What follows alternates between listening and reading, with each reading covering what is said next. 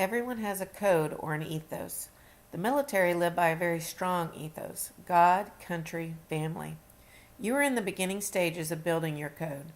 Just like the ladders in our DNA, as we age, we add things and take things away that build our character.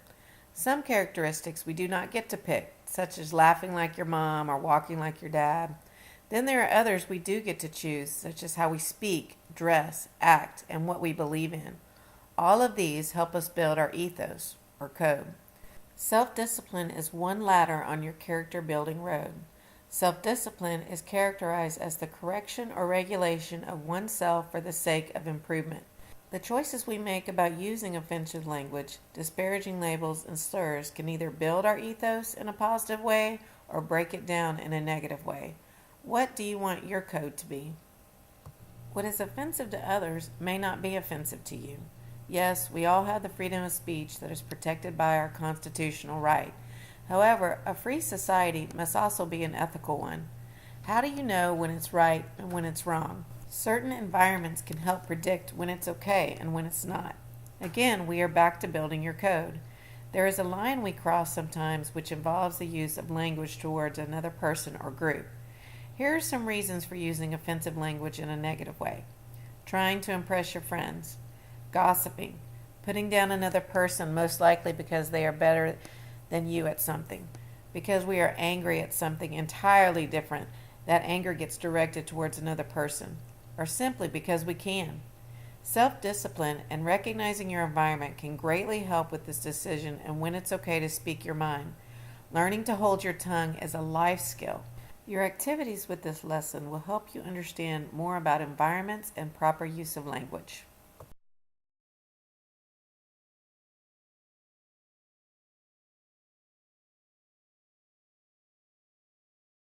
As humans, we put labels on everything from food to people. Many labels are simply for classification, but others are very descriptive and can cause pain. While you say them and go about your day, who you said them to has an entirely different effect. The more it is said to that same person, the more they start to believe it. In recent years, this feeling students have of themselves has resulted in the harm towards self or others. If you knew you were the reason a student felt badly about themselves, would it change your behavior, your ethos? There is a consequence for using those disparaging labels over and over to the same person or group. Making the choice to not use disparaging labels has a huge positive impact on your ethos. If we change the label we give people to something positive or even no label at all, this is what we might find. Research suggests that this is a win-win for all involved.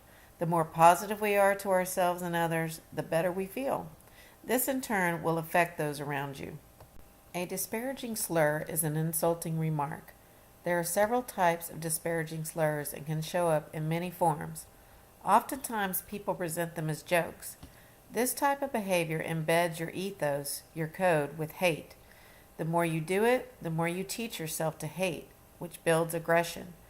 Types of slurs are usually directed to a type of race, sexual orientation, or words that belittle someone. As you are building your ethos, you will start forming opinions about other people or groups. Obviously, the more positive you think about a person or group, the more you migrate toward it. The people we don't generally like are the ones we use offensive language towards, disparaging labels, or slurs against. The question is, why do we do this to other people? Research has suggested some reasons may be because they have an unhappy home life, or feel inadequate, or don't have enough friends, or because they somehow lack empathy. However, a new study believes that some kids act in this manner simply because they can. They also found the higher a student's status is in the popularity chain, the more aggressive students can be. What are the reasons you have used slurs or have had them said to you or about you? Without the use of disparaging labels and slurs, we foster a healthy self-identity for others and, more importantly, for ourselves. Make the choice to not use offensive language, disparaging labels, and slurs. Stop pushing people down and start building them up, and you might be surprised at the environment around you.